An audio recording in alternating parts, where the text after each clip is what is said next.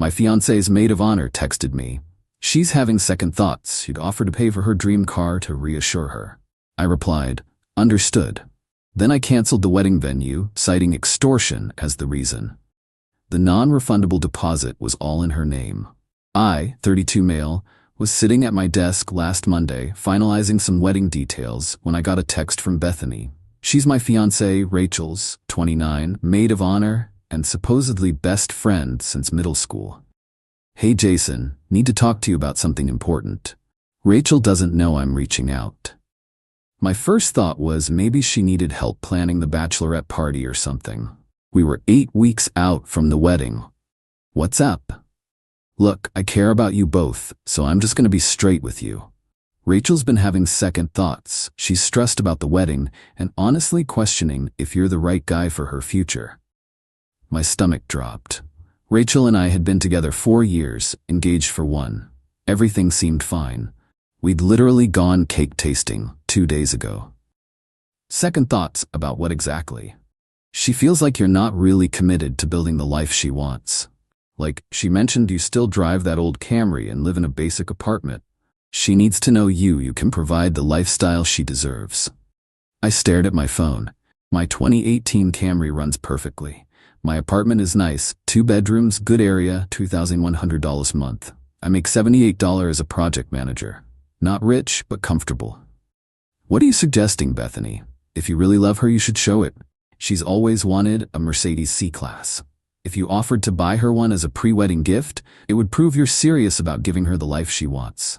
Otherwise, IDK if this wedding is happening. Let me be clear here. The wedding venue deposit? $8,500. Rachel insisted on this specific place, said she'd handle the deposit since her parents gave her money specifically for it. Catering deposit? Another $3,200, also in her name because she wanted to use her credit card for the points. Photographer, DJ, florist, probably another $4,000 in deposits. All in her name because she wanted to build her credit. So you're telling me if I don't buy her a $45,000 car, she's calling off the wedding? I'm trying to help you here, Jason. She's my best friend and I know what she needs. This would show her you're willing to invest in your future together. Understood. So you'll do it?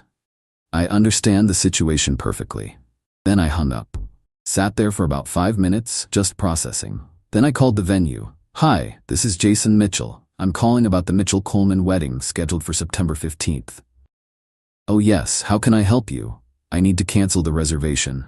Oh no, is everything okay? Just so you know, the deposit is non-refundable at this point. I understand. The primary account holder will need to handle any deposit issues. Please list the cancellation reason as financial extortion concerns. Excuse me? That's the reason for cancellation. Financial extortion concerns. The bride can contact you directly about the deposit. Then I called the catering company. Same conversation. Then the photographer, the DJ, the florist, every single vendor. Cancellation reason, financial extortion concerns. Took me about an hour to cancel everything. Then I texted my groomsmen in our group chat. Wedding's off, we'll explain later. Please don't reach out to Rachel yet. My best man Derek replied immediately. You good, bro? I'm perfect. Details tomorrow. Then I sat back and waited. Update 1. It took exactly 3 hours and 16 minutes for my phone to explode. First was Rachel, 42 missed calls. Then the text started. What did you do? The venue just called saying you canceled? Jason, answer your phone. They're saying I owe the full deposit. What is financial extortion? If this is about Bethany, I can explain. That last one was interesting. So she knew about Bethany's text. Then Bethany started calling. I declined every call, but she kept texting. I was trying to help you. You completely misunderstood. Rachel is devastated. You're ruining everything over a miscommunication. My personal favorite, a real man would have just bought the car instead of throwing a tantrum. Rachel's mom, Patricia, called next. I actually answered that one. Jason? What is going on? Rachel is hysterical. Hi, Patricia. Rachel apparently has been having second thoughts about the wedding unless I buy her a Mercedes. I was informed this was required to prove my commitment. I've decided to cancel the wedding instead. That's not... Bethany told you that? Yes, said Rachel needed to know I could provide the lifestyle she deserves. Long pause. That little witch. Let me call you back. 20 minutes later, Patricia called again. Jason, I've spoken to Rachel. Bethany apparently took it upon herself to interpret some comments Rachel made. Rachel never asked for a car. What comments did Rachel make? Another pause. She may have mentioned to her friends that she wished you were more ambitious and that she hoped marriage would motivate you to upgrade your lifestyle. So she does think I'm not good enough as I am? That's not. Jason, all brides get nervous before weddings. Patricia, with respect, being nervous is different from discussing with friends that I need to be financially motivated to be worthy of marriage. The wedding is canceled. But the deposits, it's over $15,000. That's Rachel's concern. She wanted them all in her name. After I hung up, I texted Rachel once. Your maid of honor informed me that you need a Mercedes to be sure about our marriage. That tells me everything I need to know. The apartment lease ends in 2 months. Please arrange to move your belongings. Then I turned off my phone and went to Derek's place. Update 2. Stayed at Derek's for 2 nights to let things cool down. When I got back to the apartment Wednesday evening, Rachel was there with reinforcements. Bethany, her sister Amy, and her mom. The second I walked in, Rachel started crying. Not pretty tears, full dramatic sobbing. How could you do this to me? Everyone knows. The humiliation. You humiliated me first when you discussed with your friends that I wasn't good enough. I said calmly. Bethany jumped in. She never said that. You're twisting everything. You literally texted me saying she needed a Mercedes to be sure about marriage. I was being dramatic. Girls talk. You don't understand female friendships. Amy piled on. Jason, you're being ridiculous. Do you know how much money she's losing? The venue won't refund anything. Then maybe she should have thought about that before deciding I needed to be financially extorted to be worthy of marriage. Patricia tried the reasonable approach. Jason, please, let's just reschedule everything. This is a misunderstanding. It's not a misunderstanding. Rachel thinks I need to buy expensive cars and upgrade my lifestyle to be marriage material. I think I'm fine as I am. We're incompatible. Rachel finally stopped crying long enough to speak. I never asked for a car. I just said it would be nice if you were more ambitious. What does that mean, Rachel? More ambitious? She hesitated. Just, you've been at the same job for 3 years, same apartment for 4, same car. It's like you're not trying to improve. I got 2 promotions in those 3 years. My salary went from $62K to $78. I'm saving $1,500 a month. But because I don't blow it on luxury cars, I'm not ambitious. That's not what I meant. Then what did you mean? Silence. Bethany tried again. Look, just buy the car and fix this. Be a man. I laughed. Actually laughed. A man? A real man doesn't need to buy someone's love. She's not asking you to buy her love, Amy screeched. Just show you care. I was marrying her. That's how I was showing I cared. Then Rachel dropped the bomb. If you don't fix this, I'm suing you for the deposits. My lawyer says since you canceled everything, you're liable. Your lawyer? You've already contacted a lawyer? My cousin Brad. He says I have a case. Good luck with that. I have Bethany's texts explicitly stating I needed to buy you a car or the wedding was off. That's extortion. Hence why I listed it as the cancellation reason with every vendor. Everyone went quiet. You told everyone it was extortion? Rachel whispered. That's what it was. The next morning I woke up to find my car keyed. Deep scratch down the entire driver's side. No cameras in our parking area, so no proof, but I knew. Then the social media campaign started. Rachel posted this long thing about how some men can't handle strong women with standards, and how she dodged a bullet with a manipulative narcissist who twisted her words. Her friends piled on. Comments about toxic masculinity and financial abuse, and how I trapped her with deposits then abandoned her. I posted once, just screenshots of Bethany's texts, every single one, including the one where she said, if you really loved her, you'd buy the Mercedes. And the one saying, she's been having second thoughts unless you prove you can provide the lifestyle she deserves. And my personal favorite, a real man would have just bought the car. The comments shifted real quick. Update 3 Friday morning, I get an official-looking email from Brad, the lawyer cousin, demanding I pay Rachel $15,000 for the lost deposits plus $5,000 for emotional distress and reputational damage. I forwarded it to my buddy Tom, who's an actual lawyer, not a cousin who does real estate law like Brad. Tom called me laughing. Emotional distress? Because she tried to extort you? This is beautiful. Can I respond? Go for it. Sent back a masterpiece. Cited state law on extortion, included Bethany's texts as evidence, pointed out that Rachel chose to put deposits in her name and therefore assumed the risk, and mentioned that her social media posts could be considered defamation.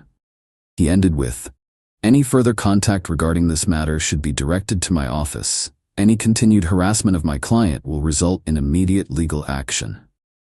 Radio silence from Brad, but Rachel wasn't done. Saturday night, I'm at Derek's watching the game when I get a call from my mom. "Jason, honey, Rachel just left." "She went to your house?" "She was crying, saying you ruined her life over a misunderstanding. She said she loves you and just wanted to know you were serious about your future together." "Mom, she wanted me to buy her a Mercedes to prove my worth. She said that was Bethany's idea, not hers. But she didn't shut it down, did she? She knew Bethany was texting me. She admitted it." My mom sighed. "Your father and I have been married 35 years. You know what car I drove when we got married? A beat-up Honda with 150,000 miles. Because we were building a life together." "Exactly. I told her that. She said times are different now." "What did you say?" "I said love isn't different." Then I asked her to leave. Sunday, Rachel's dad Frank called me. Frank's always been a straight shooter. "Jason, I'm not calling to change your mind. I just want to understand what happened." I sent him the screenshots of Bethany's texts. He called back an hour later. "Jesus Christ, she really said that?" "Yeah. And Rachel knew? She admitted it when confronted." "I'm pulling my contribution to the wedding. All of it. That money was for my daughter to marry a good man, not to shake him down for a luxury car." "I appreciate that, Frank. You know I always liked you, Jason. You remind me of myself at your age. Work hard, save money, don't flash it around. That's how you build wealth. Thanks." Rachel? She got caught up in all that Instagram nonsense, comparing herself to her friends. Madison got a Tesla from her husband. Qley got a Lexus. She felt left behind. So this was never about me. It was about keeping up with her friends. I'm afraid so. Monday morning, I get to work and there's HR waiting for me. "Jason, we've received some concerning messages about you through our company Facebook page." My stomach dropped. She showed me her screen. Someone had messaged my company claiming I was financially abusive and manipulative, and warned them about having someone like me in a management position. "This is clearly personal," HR said, "but we need to document it. Do you know who might have sent this?" "My ex-fiancée or her friends. I called off our wedding last week." I showed her the text from Bethany. HR's eyes widened. "She tried to extort you for a car?" "Basically. We'll be keeping this on file in case there's any escalation, and we'll be responding that this appears to be a personal matter unrelated to your employment." That afternoon, Bethany showed up at my apartment. "We need to talk." "No, we don't. I'm trying to fix this." "You already did enough. Look, just buy her something. Not a Mercedes. Maybe like jewelry, a nice watch. Show her you care." "Bethany, do you not understand? It's not about the money. It's about the fact that she thinks I need to buy her affection." "That's not what this is." "Then what is it?" "It's about security. She needs to know you can provide." "I can provide. I make good money. I save. I invest. I'm just not flashy about it." "But how is she supposed to know that?" "By trusting me? By looking at my actions over 4 years? By having adult conversations about finances instead of sending her friend to shake me down?" She actually stomped her foot. Like a child. "You're impossible. You're throwing away something beautiful over pride." "I'm walking away from something transactional that was pretending to be love." She stormed off, but not before yelling loud enough for all the neighbors to hear. "She's better off without you. You'll die alone with your stupid Camry." Joke's on her. The Camry's paid off and gets great gas mileage. Final update. It's been 3 weeks since I canceled the wedding. Here's where everyone ended up. Rachel lost roughly $15,700 in deposits. Her dad Frank refused to help her cover it, saying she needed to learn a lesson about consequences. She had to take out a personal loan to pay off the credit cards she'd used. The venue actually called me last week. They had a cancellation and could squeeze in another wedding on our date, but they needed both parties to sign off on releasing the venue. I agreed immediately. Rachel held out for 3 days trying to negotiate getting some of her deposit back. They gave her $500 of the $8,500. She texted me furiously about how I could have backed her up. I didn't respond. Bethany is no longer Rachel's friend. Turns out, when the friend group saw the texts she sent me, they realized she'd been stirring up drama for years. Madison came forward about how Bethany told her husband she was unsatisfied with her engagement ring. Qley revealed Bethany had tried to convince her that her husband was cheating. He wasn't. The whole group cut her off. Brad, the cousin lawyer, got in trouble with his actual firm for sending legal threats outside his area of practice.